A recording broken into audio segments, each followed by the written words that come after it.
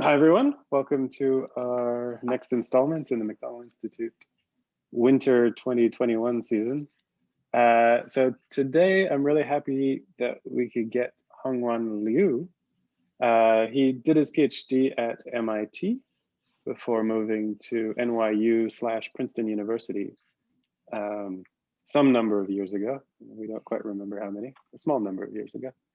And he's going to tell us all about Lyman-Alpha constraints on cosmic heating from dark matter annihilation and decay.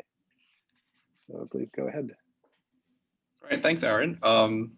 So I'm really happy to give this talk here at McDonald Institute today because actually many of the questions that kind of inspired this topic started off with actually reading one of Aaron's papers, which was essentially the 2013 version of these constraints. So that got us thinking about how to use some of the improvements that we had on hand in 2016 to really do this calculation in an improved way based on the techniques that we developed, in the 3 years between Aaron's paper and 2016. And that took us a while actually, kind of to code up the basics of the improvements that we had to put in, which I'll tell you about. And that was done in collaboration with Greg Ridgway and Tracy Slatcher at MIT. So that was in 2019. And then applying the technology that we developed in this 2019 paper in the code that we call DarkHistory to actually computing the cosmic heating constraints on dark matter annihilation and decay. So it's really nice to kind of, bundle up all of my PhD work and present it to some people that actually inspired this.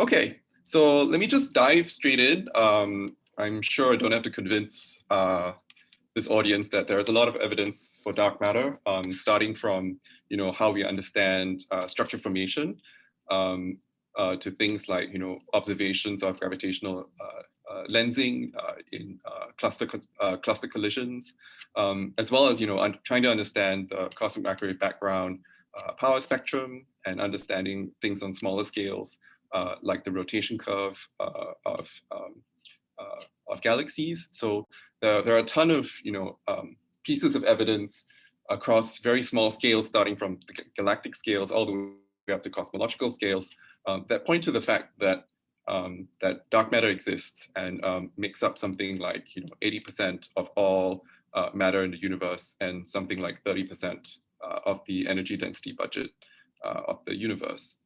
So we know that it's there. We can see its gravitational effects, as I said, across many different length scales. But we really don't know too well what exactly it is, right? And so here I'm showing you 4 very well motivated models of what dark matter could be. Starting from things like WIMPs and neutralinos in the top right-hand corner to which are very heavy. Typically we think of them as going to be something at the order of like 100 GeV or above, all the way down to very light particles such as axions, right, on the top left. And then also other ideas like sterile neutrinos, which could be slightly warm compared to the usual cold dark matter paradigm that we have of what dark matter should be, as well as more recent ideas where you have strong, dark sector interactions, such as these SIMPs, or like strongly interacting massive particles.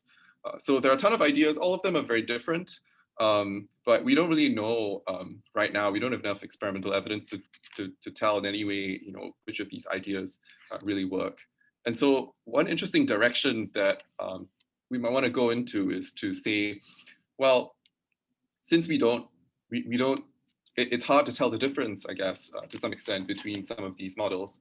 Are there any ways in which we can be more agnostic? So without going into specific details of dark matter models, are there ways in which we can be agnostic about what dark matter is, and yet still learn something about what dark matter is? And the answer is, of course, that you can if you make some very basic assumptions of what dark matter is. And that assumption is that there exists, some generic non-gravitational interaction between things in the standard model that we know of, like, for example, electrons, quarks, neutrinos, as well as between standard model and things in the dark sector, including the dark matter particle chi. And the reason why we might both want and expect there to be such an interaction is because, first of all, they are theoretically very well motivated. It's theoretically very well motivated to have such non-gravitational interactions between the two sectors, as I will describe briefly in the upcoming slides. And also because, if this is true, then it would be experimentally testable in new ways other than, by looking at the gravitational interactions of dark matter itself. So what do I mean by non-gravitational interactions being theoretically motivated? So if you just imagine if there is, some kind of interaction between the dark sector and the standard model, then generically you would expect, dark matter to either, be able to interact with each other and something happens in the purple blob that you see on the left, and then standard model particles come out on the right. Or, you might expect that dark matter is able to just decay spontaneously into the standard model. And these are very generic outcomes if there are couplings between the dark matter and the standard model. And why are these couplings motivated? Why do we expect dark matter annihilation and dark matter decay to be a thing? Especially for dark matter annihilation, we have a whole range of ideas telling us how dark matter can be produced in the early universe if there is such an annihilation channel of dark matter going into standard model particles. And the idea is, if you have a strong enough interaction between dark matter and the standard model, then at early enough times, you might expect that the dark matter and the standard model was in thermal equilibrium. Thermal and chemical equilibrium. And so you would expect, in the early universe, you would have reactions taking two dark matter particles to standard model particles and two standard model particles going into two dark matter particles. And these reactions are very fast. And then at some point around the time when the whole temperature of the universe cools to something on the order of the dark matter mass, you'll find that, two dark matter particles can turn into two standard model particles by converting its rest mass into high energy standard model particles. But then it's really hard to go the other way because the standard model particles are too cold and they don't have enough rest mass to turn back into dark matter particles. And so when this happens, you get a decrease that you see here on the right of the dark matter abundance. And then eventually the abundance gets so low that dark matter particles rarely find each other within one Hubble time, and the abundance freezes out into some number density that you would see, some co-moving number density that you would observe today. And there are many ideas, some very simple ideas such as the Wimp miracle, which I won't go into much more detail on, that actually very naturally give you the correct observed relic abundance of dark matter at omega chi h squared of 0.12. And of course, there are many other ideas that are out there, including some proposed by people at Queen's, as well as by myself. So again, the summary of this is if you have dark matter annihilation and you have interactions that allow the dark matter to be thermally in equilibrium with the standard model in the early universe, then there are all these interesting ways in which you could produce dark matter at the correct abundance. And these are all very theoretically motivated, especially since omega chi is one of the few observables that we know really, really well about dark matter. The other thing that we might expect is that if you introduce some small coupling, if the dark matter is not protected by any kind of symmetry, then it could be that the dark matter is actually unstable. We know that it has to be cosmologically stable, so it has to be stable on the order of on time scales on the order of the age of the universe, because we know that it has survived from the formation of the CMB all the way till today. But you can introduce small enough couplings that they can be unstable on time scales much longer than the age of the universe, right?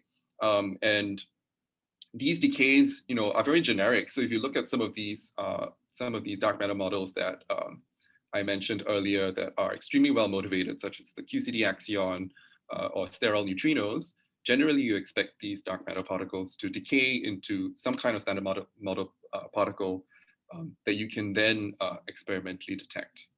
So again, decays are very, generic, theoretically motivated, and something that you might expect if there is some small interaction between dark matter and the standard model.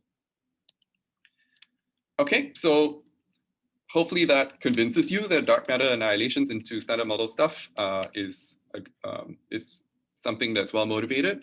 Then the question turns to how do we actually look for these standard model products, right?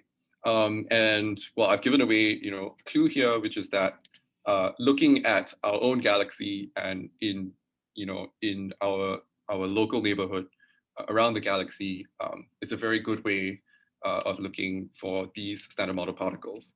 And it's also a very model independent way, as I talked about being agnostic earlier on.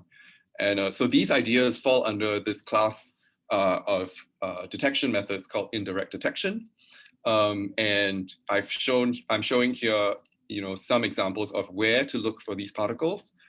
So you can look straight into the galactic center where you have, where it's expected that there's a very high density of dark matter, but also, a very large background coming from all the matter that's packed into the center. And of course, over the last 5 or 6 years or so, we've had some evidence that there is an excess of gamma rays coming from the galactic center that could be consistent with some kind of dark matter annihilation. But the debate still goes on, and it's still unclear whether that signal is a real signal or not. You can look at cleaner systems such as dwarf galaxies where there's much less, where it's dark matter dominated and there's much fewer baryons in there. And these, set very effective constraints on dark matter annihilation as well. You can look more broadly at the entire galaxy, or you can look at, stacking galaxy clusters in what we call the extragalactic background. And these can be very effective, again, at setting constraints on dark matter annihilation, dark matter decay as well. And then one example of indirect detection proposals that is coming from Queen's University is looking for very cold gas clouds in the galaxy, and then trying to set constraints on things like dark matter standard model interactions based on the fact that these gas clouds are cold and have some cooling rate, and you don't want to overheat them because you observe them as being very cold. So many ideas for how to look for these high energy particles produced by dark matter, especially within our Milky Way and in its surroundings. But today I'm going to tell you how to look for these particles on much larger scales, so on cosmological scales. And the three kind of probes, these are not the only probes that you can use, but the three probes that I'm going to talk about more extensively today are the cosmic microwave background power spectrum, the 21 cm global signal and 21 cm power spectrum, and as well as the intergalactic medium temperature that you can deduce from observations of the Lyman-Alpha forest. Generically, why would you want to look at cosmological probes? Like, why are they more effective than, say, the indirect detection stuff that I went through previously? The basic reasons are that, as you go back further in time, the universe was very dense. So you gain in terms of, let's say, in terms of like annihilation rates, which scale as density square. You gain in terms of the fact that you have higher densities way back when. You have a long duration, right? You have the entire age of the universe for some of these effects to build up over time. And in general, you get you deal with very simple, pristine systems, especially the further back in time you look, right? So if you look back to the cosmic microwave background, during the time of the cosmic microwave background, the density fluctuations that you would expect are linear. So they're very well approximated by Gaussian distributions of of overdensities, and they're very small. They're on the order of like 1 in 10 to the 5. And so you have very good control over things like, what is the, if you ask what is the density of dark matter, right? You know that it's just the smooth density, and you don't have to worry about the fact that there are structures in some place, that there are stars, there are galaxies that are providing high energy particles of their own that can act as sources of noise and so on. So these are the main advantages of using cosmological probes. And I will pay particular attention to the intergalactic medium temperature measurements that I'm showing you here just as a brief graphic on the right. We'll go through this a little bit more later on.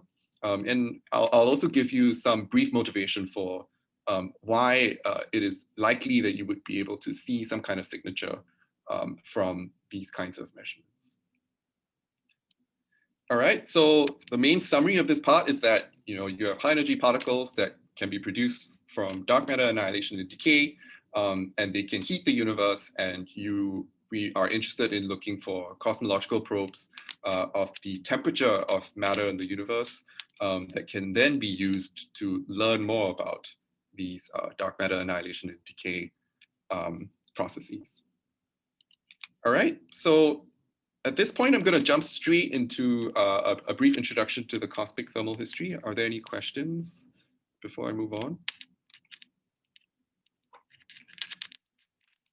Okay, so now we want to look for dark matter effects on thermal history. So we have to first begin with a simple understanding of how the thermal history of the universe proceeds.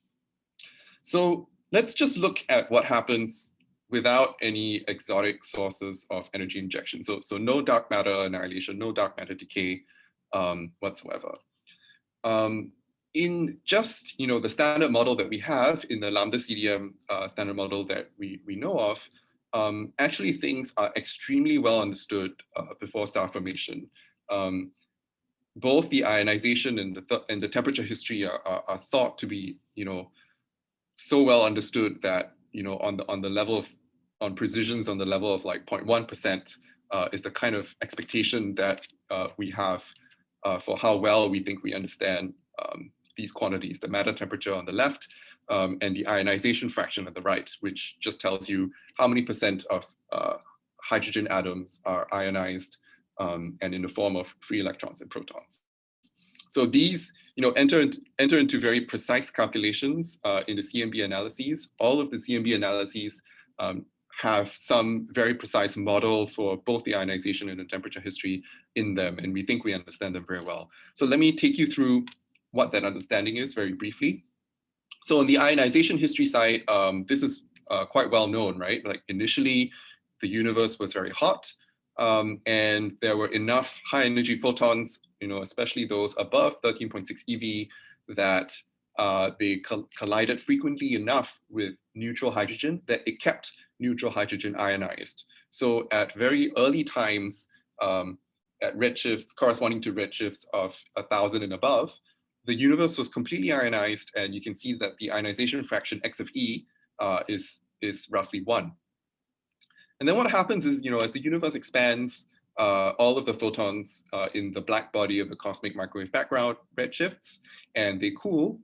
And eventually you get to a point where the temperature drops low enough that there just aren't that many 13.6 eV photons and above running around to ionize hydrogen atoms. And so what happens is when protons and electrons meet each other and recombine, right, there aren't any photons that come and dissociate them again. After this point, the universe transitions very rapidly into a neutral and transparent state, and the cosmic microwave background is produced, right? Photons after this point are able to free stream and very rarely collide with any charged particles, which is why we can see things like the cosmic microwave background that I'm showing here, and you can take its power spectrum and stuff like that.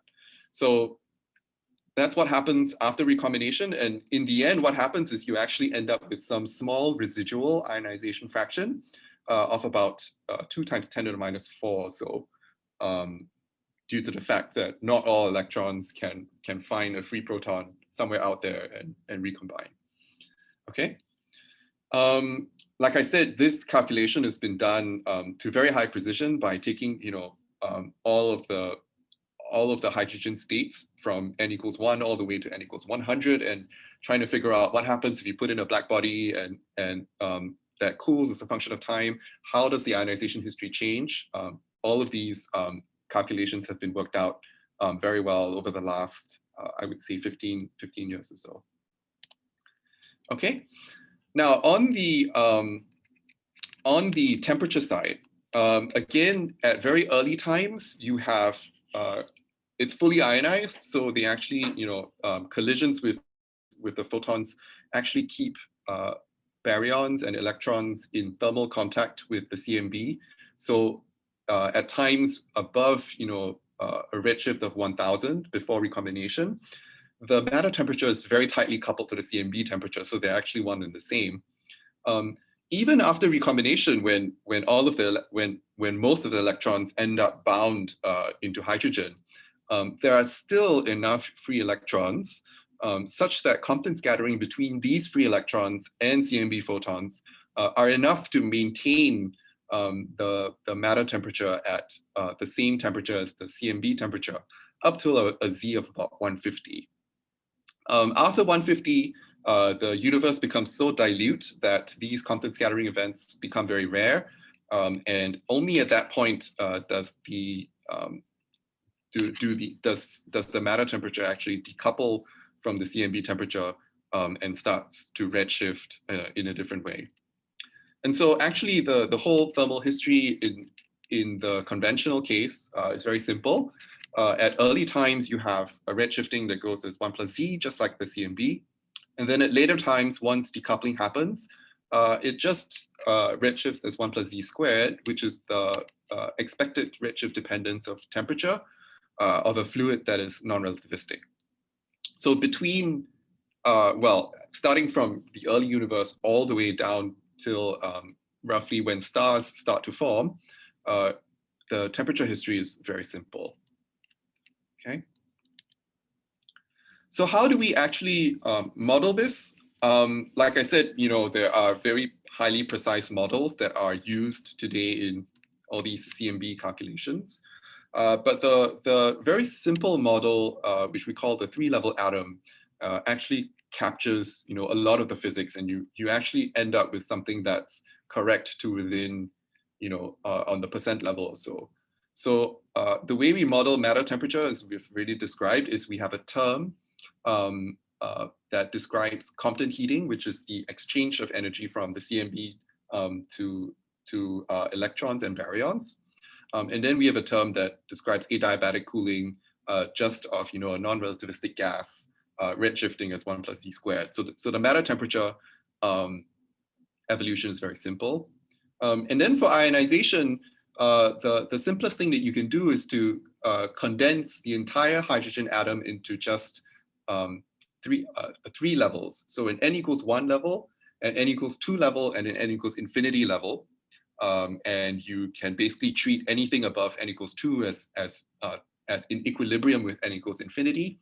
And the way that you model the change in the ionization fraction is to look at how the CMB affects transitions between n equals 1 to n equals 2, the 2s and the 2p state, and how it affects 2s transitioning up to n equals infinity. And you can actually compress all of this information into a recombination term that I'm showing you in this ionization equation here, and a photoionization term that comes from CMB photons encountering a hydrogen atom and ionizing it. And then there's some additional factors like this C here that I'm not going to go into detail unless people are curious, that tells you how the ionization fraction X of E changes as a function of time. So this very simple model was proposed simultaneously by Jim Peebles, as well as Zeldovich et al. In the Soviet Union in the late 60s, and really it's quite amazing. It captures essentially all of the physics of recombination and the cosmic ionization and thermal histories. Okay, so that was just the standard picture. And now what we want to do is we want to add the effect of dark matter going into high energy standard model particles. And we also want to know, is this a useful constraint in any way? Are we going to get any mileage out from actually doing these computations? So let's just start with a simple estimate first, right? So let's just ask, how much heat can you possibly get from dark matter decays, right? So each decay event, let's say you have some dark matter species that that has some decay rate and has some mass m chi. Each time it decays into two standard model particles. The total amount of energy that's contained in the standard model particle is m chi, the rest mass of the dark matter. The number of decays that you expect to see per volume per time is just the number density of dark matter particles. That tells you how many dark matter particles you have per volume, divided by the lifetime of the particle. As long as the lifetime is very long, this is a good estimate, right? N chi over tau. And then you want to ask, we want to ask all of this energy that's produced per volume per time, how much of this energy actually ends up heating a baryon? How much energy do we get per baryon? And the answer to that is just, you take the total amount of energy released times the number per volume per time, times 1 over the number density of baryons. That tells you the total amount of energy per baryon per time. And then if we're just being generous, we can say, well, the total amount of time that is given to dark matter to deposit its energy into baryons, it's just the age of the universe. And we plug all these numbers together, we get something like 10 to the 6 kelvins for a lifetime of 10 to the 25 seconds. And 10 to 25 seconds is roughly the level at which we're able to constrain sub-GeV dark matter decays. And keep in mind that if we have probes of the matter temperature around when star formation first began, then we would expect that a matter temperature at that time would be about 10 kelvins. And so if you can release all 10 to the 6 kelvins to each baryon, then you would be extremely ruled out at 10 to the 25 seconds. So this could be a very powerful probe of dark matter decays if you have some experimental probe of the matter temperature at around when stars were first beginning to form. The other place in which we potentially can have a probe of what Tm is after reionization, and that gives a temperature of roughly 10 to the 4 kelvins. And so there's also some hope there of setting interesting constraints on dark matter. Of course, this is a very naive estimate, right? Like, because there are cooling processes as well, right? So you can impart some amount of energy to a baryon, but a baryon can also lose energy via just redshifting, for example. And so you would take a bigger hit than this, but just roughly speaking, you might expect something interesting to come out from cosmological constraints on heating. All right. So as I've already gone through the earlier on, in the conventional picture, we have the 3-level atom. We know what the matter temperature should be. We know what the ionization history should be. And now we're going to add a dark matter term. Okay. So the dark matter term works like this. You have some energy injection rate, and this just tells you, how much energy is produced by a decay per volume per time. And this is encapsulated in this dE dV dt injected. And so that's very easy to work out, right? In the case of annihilations, for example, it would be something like the rho squared, the mass density squared, times sigma v, the annihilation cross section, divided by m chi. That's roughly the way in which these terms look like. So for dark matter annihilation, it would scale as rho squared. For decays, it would scale as rho. Then the key thing to keep in mind is that all of the injected energy doesn't automatically get deposited, right? So for example, if you have a dark matter particle that's at like 10 MeV, let's say, and it decays into two 5 MeV photons. It turns out that after recombination, the universe is very transparent to 5 MeV photons. So these 5 MeV photons can free stream for a really long time, and it just doesn't actually deposit its energy until much later, right? So the key here is you not only need to figure out what the injected energy is, you need to figure out what the actual deposited energy is. And that's all encapsulated in this f of z here. So there's one f of z that tells you the fraction of energy deposited at redshift z into heating, that is f of z times dE dV dt injected. That gives you the deposited energy that goes into heating. And then there are some normalization terms here that convert energy into temperature. And then on the ionization side, there are two terms. There is, again, a fraction of energy F ion that goes into that comes from particles that directly ionize dark matter, that directly ionize hydrogen atoms. And then there's another term that comes from the fact that if you excite hydrogen atoms into a higher energy state, then they're also easier to ionize subsequently. And so there's another term that comes from how much energy actually gets deposited into excitation, F excitation of Z. And so these fractions here are essentially capturing all of the physics of what happens if you have 5 MeV photons that free stream. How do they deposit the energy as a function of Z? Yeah, so this is the way in which we want to capture dark matter energy deposition. And so the key is to actually compute these Fs, F heat, F ion, and F excitation. And so this brings me to how to actually calculate these deposition efficiency fractions, these FC of Z's. And the tool that we developed in 2019 is this code that we call DarkHistory, and I'm going to go into that next. Are there any questions right now before I go on?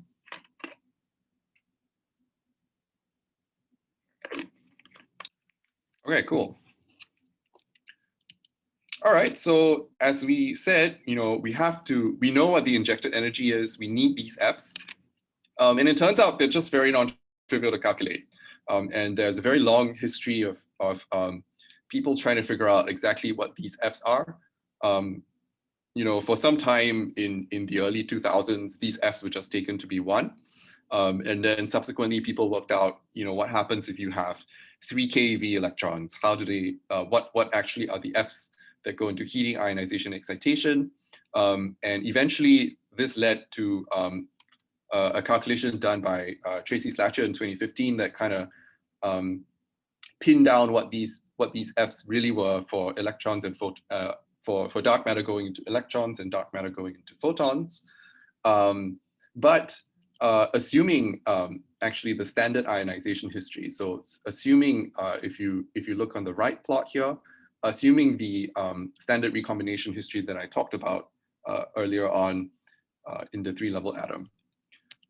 But actually, what we realized in 2016 and decided that it was important to look into was that these fractions, these deposition efficiency Fs, actually also depend on X of E, the ionization fraction.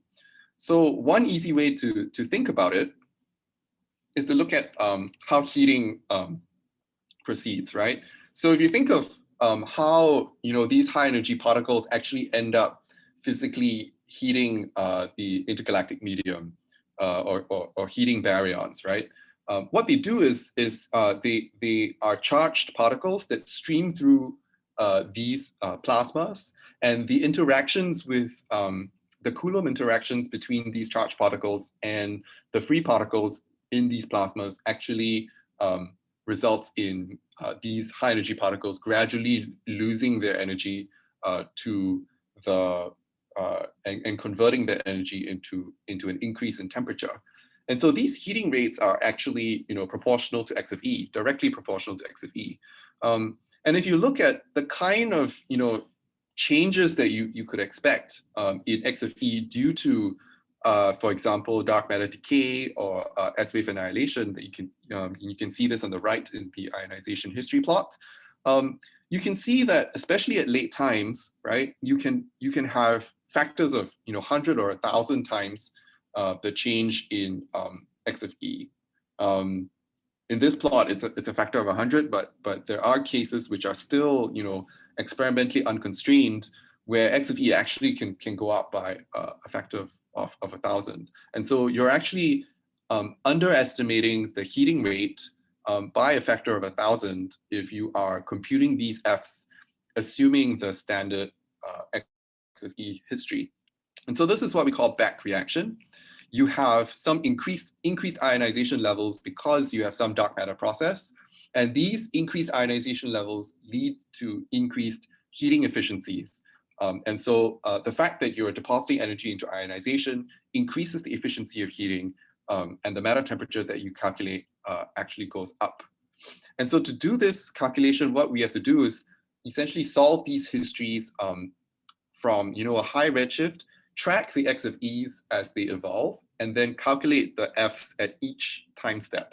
So you have to track how X of E affects the F's, and how the F's lead to changes in X of E and temperature in the next step, and actually do the integration from a high redshift all the way to today. And so if you look at what kinds of the size of the impact that you can have when you take back reaction into account, here is an example of a dark matter decay process going into E plus E minus. We've chosen some parameters here that are still allowed by current experimental constraints. So MCHI of 100 MeV and a decay rate, decay lifetime of about 3 × 10⁻25 seconds. In the black dashed line, I'm showing you the standard matter temperature and the ionization fraction.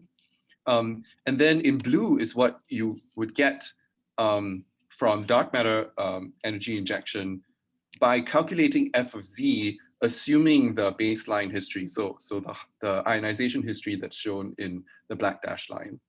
But if you include the back reaction effect of having increased ionization levels, then you get the orange curve. And if we look at the areas that we might be interested in, the redshifts at which we could have, experimental probes, such as a redshift of about 20, which can be probed by 21 cm, and a redshift of about 5 or so that can be probed by the Lyman-Alpha forest. You can see, factors of 5, factors of 3 to 5 change in the matter temperature. So taking into account these back reaction effects are extremely important for a good calculation of what the temperature actually is. Can I ask you a quick question about that? Yeah. Yeah. So if we look at this particular example, the effect on the ionization fraction is really large, just from no matter what method you use. Yes. I would assume that the CMB is kind of killing that particular example. Good. Yeah. The CMB just allows this. So this is sort of the limit of what the CMB allows. And for decays, generally for decays, the CMB is sensitive to changes in the ionization fraction around like 1 plus Z of about 300.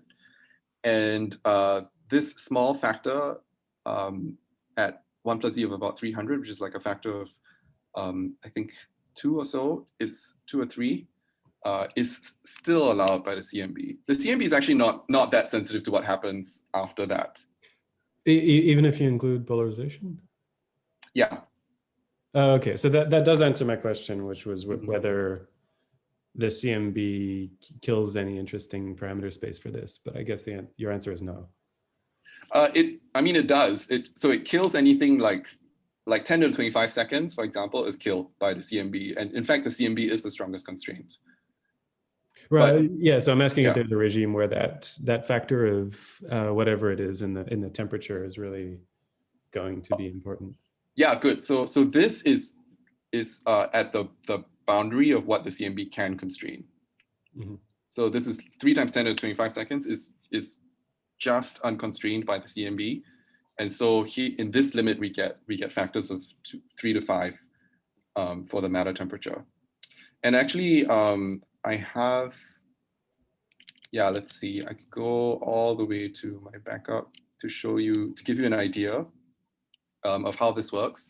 So this is chi to e plus e minus. And what we've done is we have chosen the minimum lifetime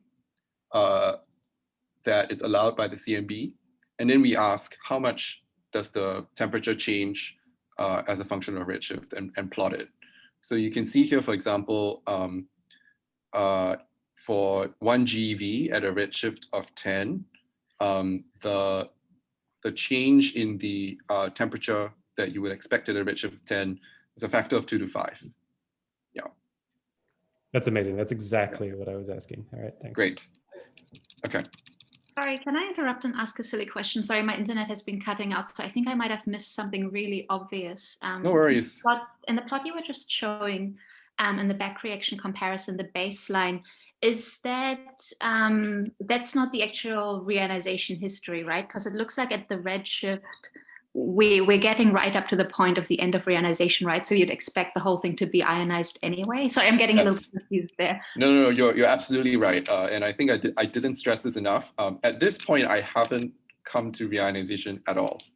So I'm neglecting reionization for now. Okay, perfect. Yeah, Great. and we'll come to it very soon. Yeah. Great. Any other questions?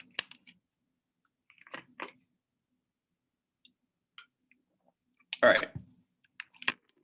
Okay, good. So the next slide is on reionization. So as Sarah rightly pointed out, right, we know that at a redshift of like 20 or so, stars start to form. And this calculation of the baseline, the baseline ionization history just assumes a black body CMB. And of course, once stars start to form, you're not going to have just the CMB black body, you're going to have starlight. And that what's going to happen is, in reality, after a redshift of 20 or so, the ionization fraction is going to pick up. And by a redshift of about 1 plus z equals 7 or so, the ionization fraction of the universe is known to be fully ionized. It's going to go back to x of e of 1. And this process is called reionization, and it happens because stars form, things get ionized.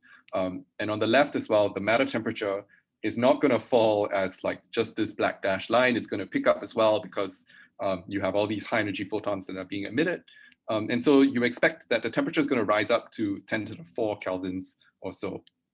And so the other important thing that we did in DarkHistory, which is that since we've computed our F, the deposition efficiencies as a function of x of e, we can now actually introduce a reionization model and actually give a self-consistent solution to x of e and the matter temperature, combining both dark matter effects and the reionization model.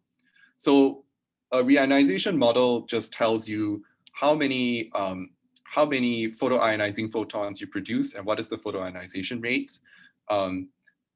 After photoionization, you produce, you have all these high energy photons that hit these hydrogen atoms. They upscatter an electron that comes free. And that electron has some excess energy that it loses, and that's called photoheating.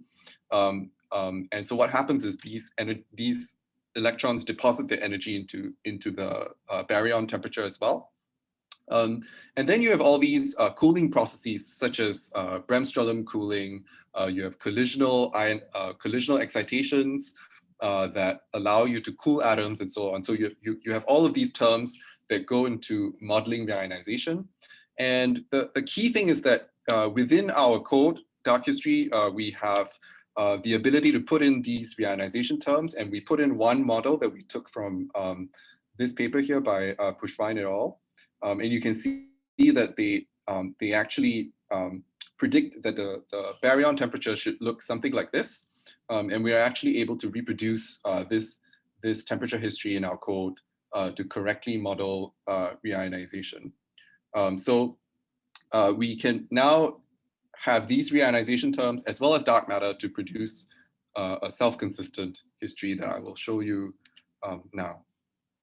Okay, so this is a plot showing what happens when you put together reionization plus dark matter plus the back reaction effect that we talked about in previous slides. So first, in the blue dashed line is what you would expect for the ionization fraction and the matter temperature if you just had dark matter and you computed the F of Z's assuming the baseline ionization history, which is an underestimate for what the true ionization history is. So this resembles the calculations done prior to our code, which generally didn't assume any kind of reionization. And so they would have predicted that dark matter would have raised the temperature of matter to about 3000 kelvins at a redshift of about 4. Which is fine. It's a very conservative estimate. But what happens if you include, for example, the back reaction effect? If you compute the deposition efficiencies, assuming the ionization levels also go up as a function of redshift, you would get the curve in orange. And then now we're able to put in a reionization model shown here in the black dashed line, and then put in dark matter as well, and put in the back reaction effect as well. And so that gives you the red curve that you see here on the left for the matter temperature and for the ionization history on the right. Generally, the ionization history doesn't really change much when you add back reaction. And so the important thing is that, starting from a dark matter only calculation, you would say that you have a matter temperature of about 4000 kelvins at a redshift of 4. But then actually, when you put in all the effects into the matter temperature, you can end up with a matter temperature that it's like 30,000 kelvins, depending on what the exact reionization model you put in is. So this is a big effect, and we think we can calculate this self-consistently now. Okay.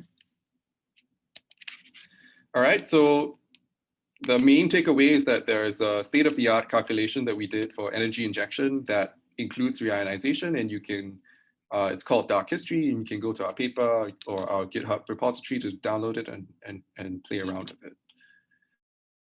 All right, so now we come to the last part of my talk, which is how to apply all of that technology to getting temperature constraints on dark matter annihilation and decay. All right, so you've already seen this plot. And now I'll just tell you roughly what are the temperature probes that are out there. What can you experimentally determine about the matter temperature as a function of redshift? The first thing that I want to mention is this 21 cm probe.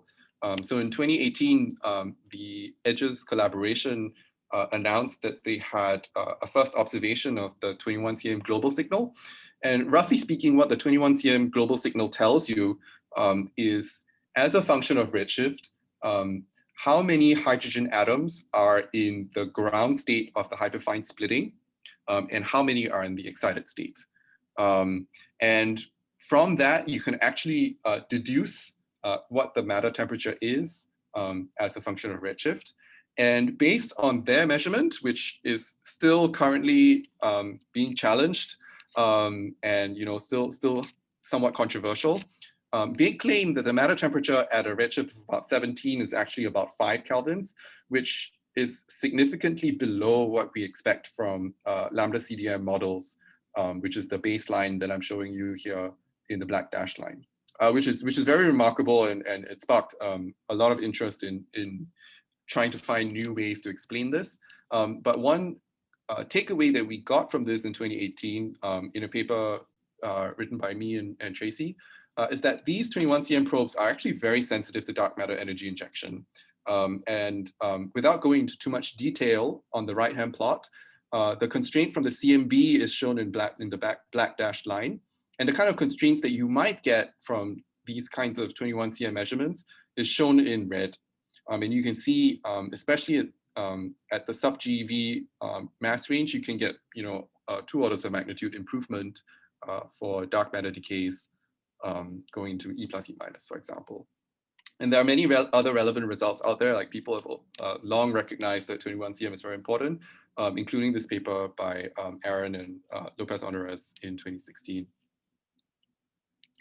Okay, now the other way in which we can probe the gas temperature as a function of redshift is by observations of the Lyman-Alpha forest.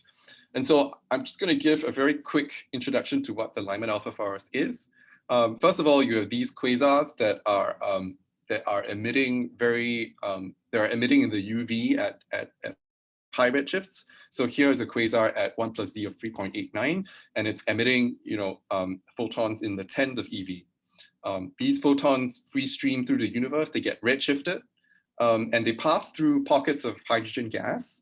And when it gets redshifted when it passes through one of these hydrogen gas pockets, the neutral hydrogen in the gas absorbs Lyman-Alpha photons, so photons at 10.2 eV as they pass through the gas. So today, when we take a measurement of some of these UV photons, we can actually ask how many of these photons are absorbed as a function of wavelength compared to what you would expect coming from the quasar. And that's shown here in this plot that you see.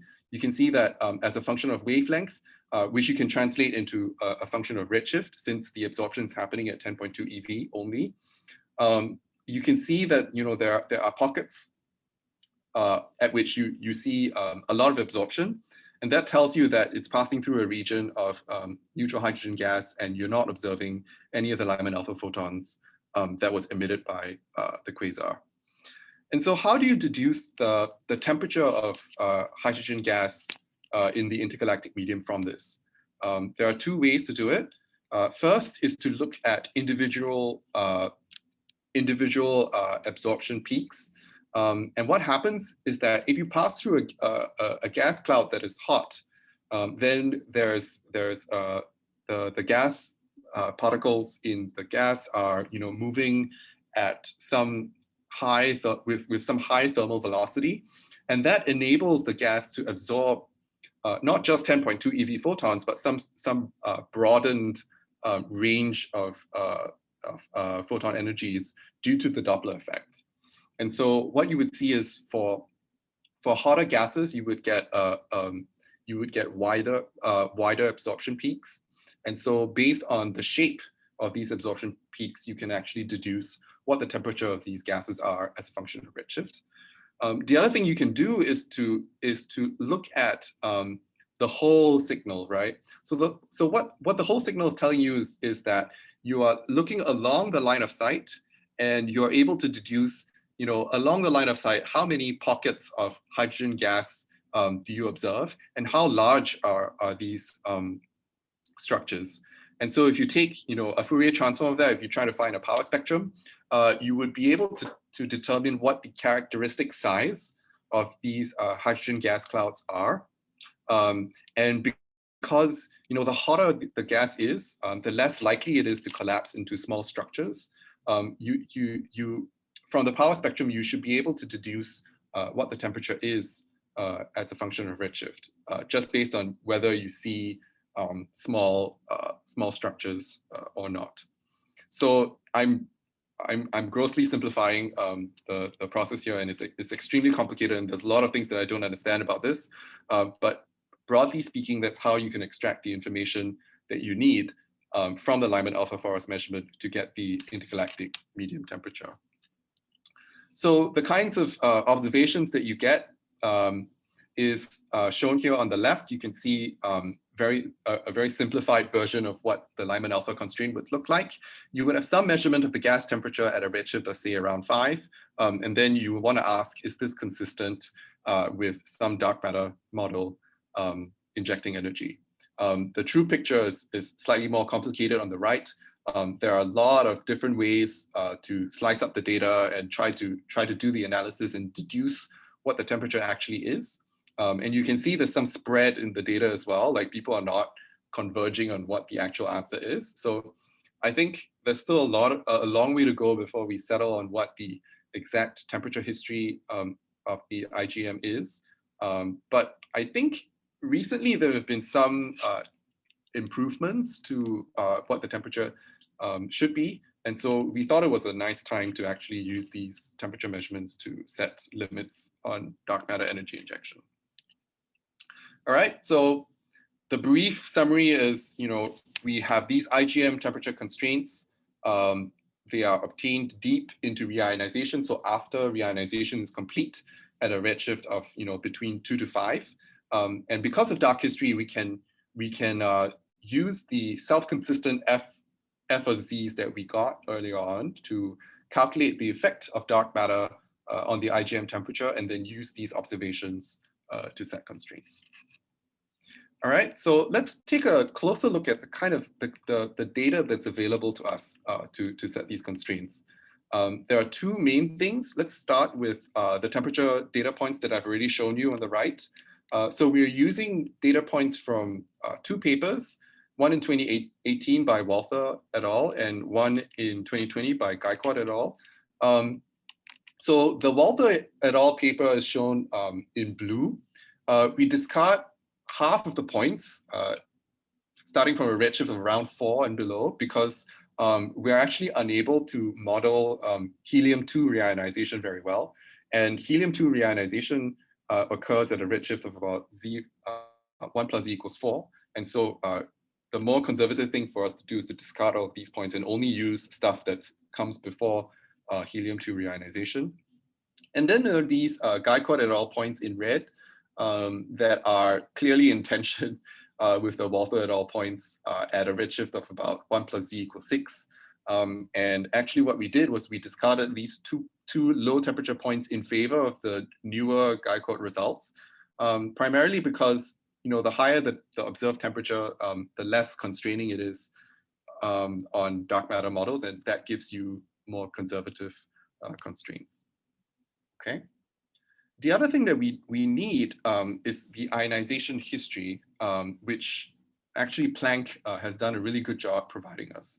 And so they use two different methods to actually reconstruct the 95% containment of the ionization level as a function of redshift. And we use all of these ionization histories in our results. So let me go through briefly how we use the ionization history. As I already said, the exact way in which reionization proceeds affects what the F of Z's actually are. And so what we do is we pick a single history within these Planck 95% containment intervals, and that fixes what the ionization history is, and we call that XE Planck. And of course, you can just take the derivative to get the rate of change of that. And given this ionization history, we can already compute what we expect the F of Z's to be. And then for any given dark matter model, because we can compute the F of Z's, we can also deduce what the dark matter contribution is to the ionization levels. And this we call X dot E dm. And this is the term here in blue that you've already seen before. And then everything else we assign to reionization. So notice the important thing here, we don't assume a reionization model in our paper. What we do is we pick one of the histories and we say, if this is the actual observed history and this is the dark matter model that we have, then we know that the remainder between the dark matter model and the Planck history must be made up from reionization. So we don't make any assumptions on the exact way in which reionization proceeds. All right. So then moving on to how do you do the temperature history now? We've already seen this equation where I showed you the different contributions to the matter temperature. There is adiabatic cooling, Compton heating, dark matter, the dark matter term that we have already computed. And then now we add two more terms that comes from photoheating.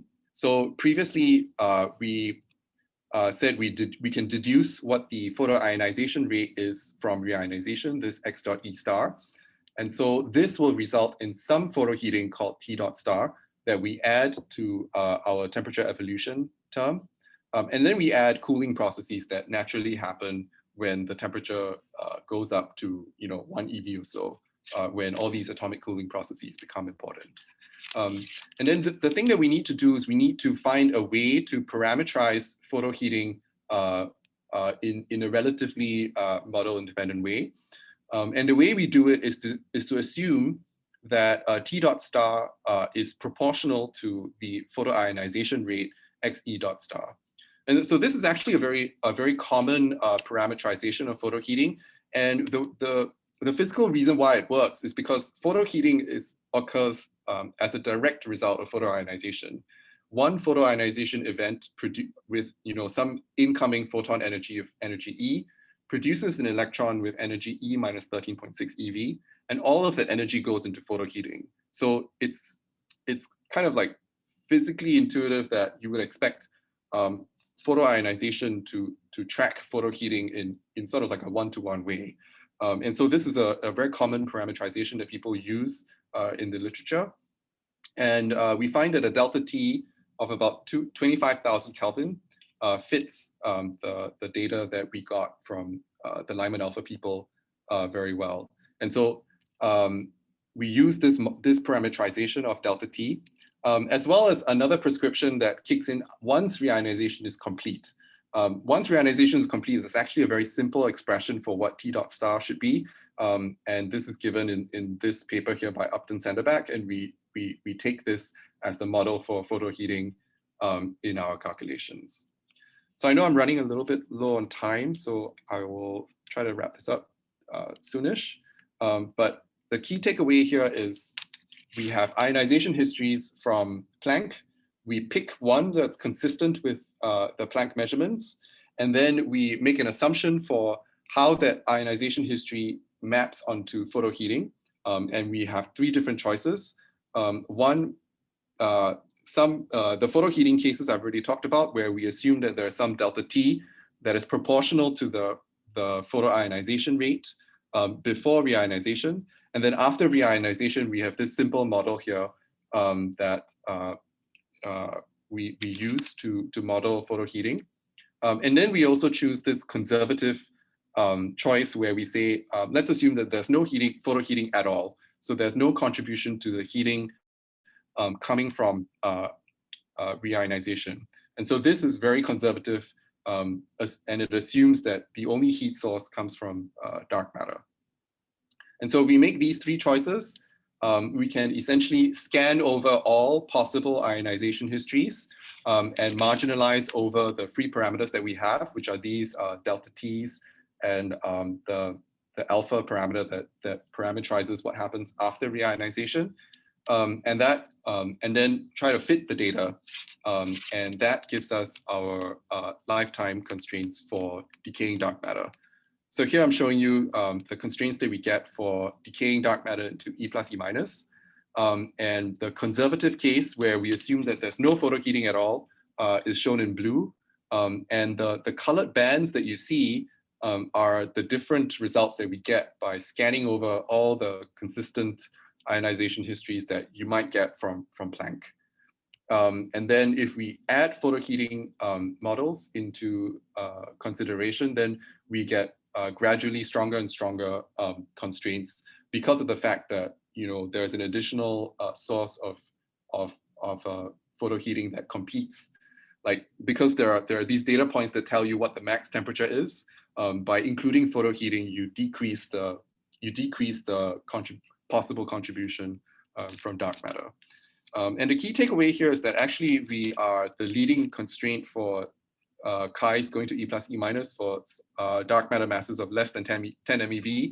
That's quite a limited parameter space, but compared to some other limits coming from CMB, as well as gamma ray telescopes, and this interesting probe this interesting constraint from Voyager 1, we're kind of in the same ballpark for sub-GeV dark matter. The other thing that we did was to look at P-wave annihilation. And so in this case, we are looking at dark matter annihilation with a cross-section that scales as V squared.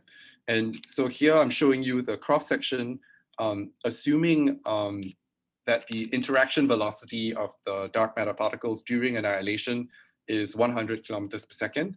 And again, the conservative constraints are shown in blue. And then if you add photoheating, you get stronger and stronger constraints. And in this case, we're actually not doing as well as some of the more local observations of X-rays or gamma rays produced from such P-wave annihilations, as well as looking at whether these, like the inverse Compton X-rays that are produced by these electrons in the galactic center, as observed by the integral satellite. And we don't do as well, but really we're quite a complementary probe to these other constraints, because all of these other constraints depend a lot on how dark matter is actually distributed in the Milky Way, as well as on details of cosmic ray transport. Whereas we're actually much less dependent on how dark matter is distributed in halos. Okay, some future work that I'll just briefly go through is that we're also interested in computing spectral distortions that come from dark matter energy injection. And we think some of these 3-level atom calculations that I've shown you here are actually not good enough. Like there are some improvements that can be made, and this could have a big impact on temperature as well as ionization calculations that I've shown you here in the presence of dark matter. And also we're interested in looking at energy injection in halos. So that was probably a little fast, but the main takeaway is energy injection from dark matter can be constrained through cosmological probes, and we've shown you how to do it using IGM temperature measurements from Lyman-Alpha forest observations. Thanks, and let me know if there are any questions. All right, thanks a lot for a really nice talk. Yeah, so we passed the hour, and a few people had to leave. Yeah, sorry about that. If you do have to leave, don't worry. But anyone who would like to stick around is more than welcome to ask questions.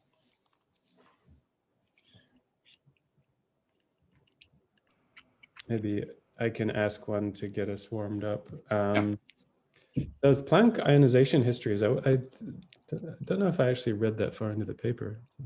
But how reliant are they on just lambda CDM, for example? Good. So are they self-consistent with the model that you're including here? That's a good question. So I think they are. Yeah, let me think more carefully. So the one fact that we deduced in 2016 was that dark matter itself cannot contribute significantly to reionization. So these are the Planck deductions of the ionization history as a function of redshift.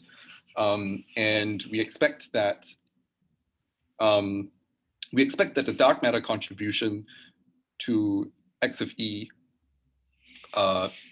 is subdominant to things coming from reionization. So along these curves, we think that dark matter is at most contributing on the 0.1. So that's always going to be the case in these models. Yeah, that's right.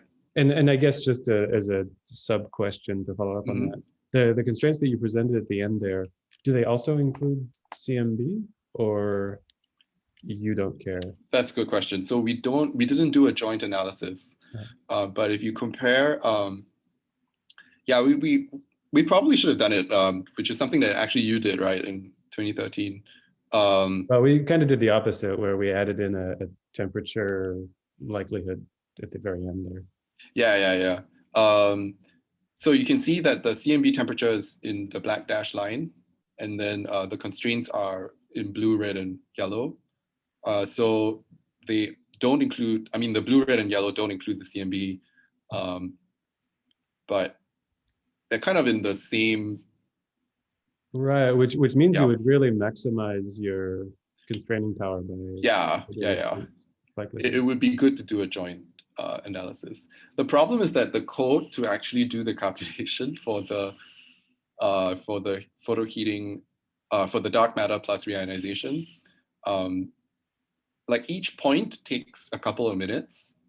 So it's really hard to do things like Monte Carlo using it.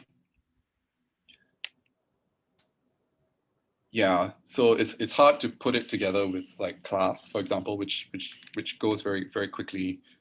And so I think we're still trying to work on improving the code. Okay. Yeah. I could think of a few dirty tricks that may or may not work. Yeah. That'll be interesting. Yeah, maybe. I mean, the thing that comes to mind is just pre-computing everything and interpolating in the same way that Tracy did with her tables back in the day.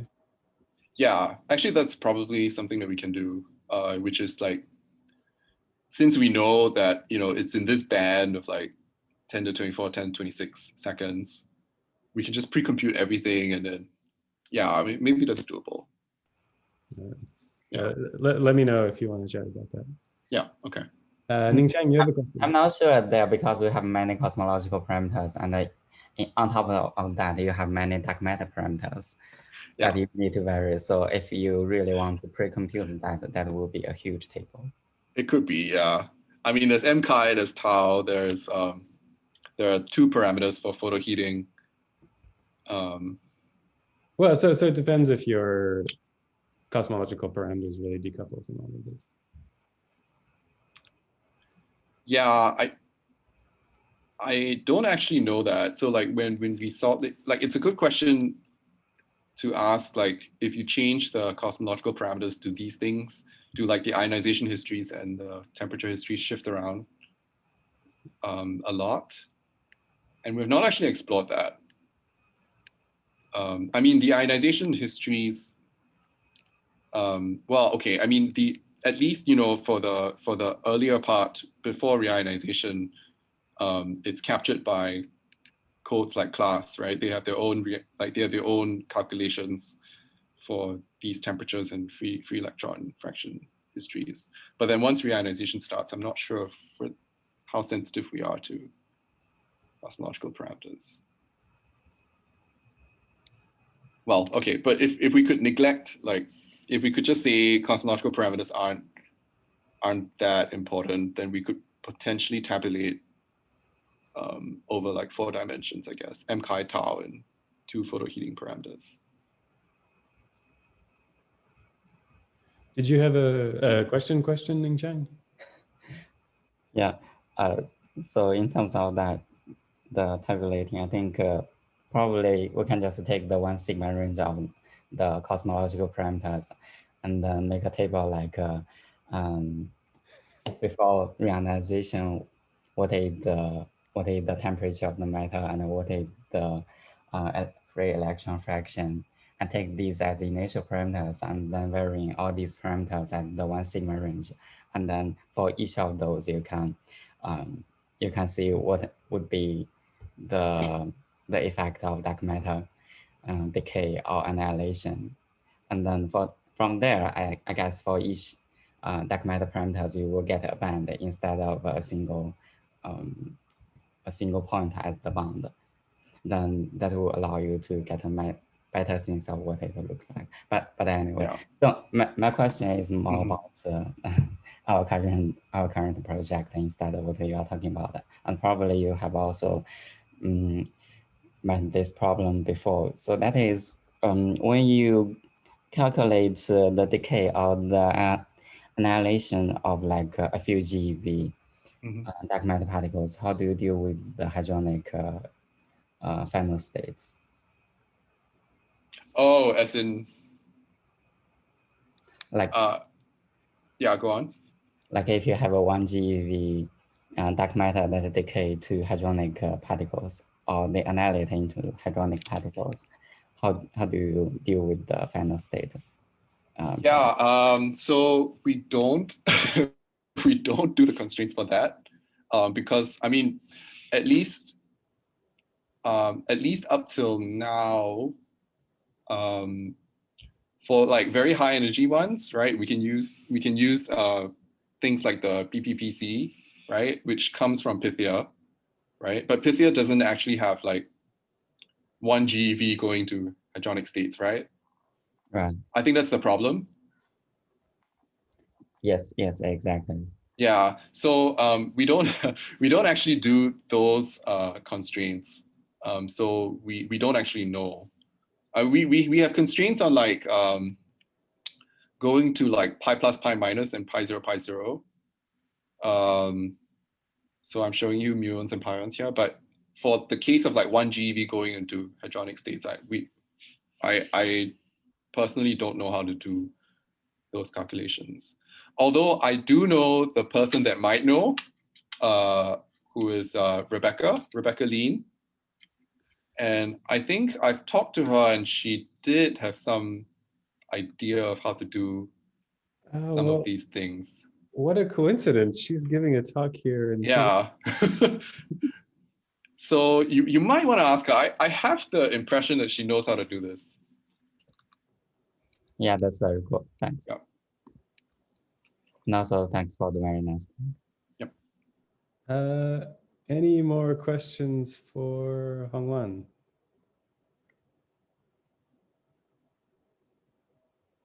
I'm going to stop the recording here.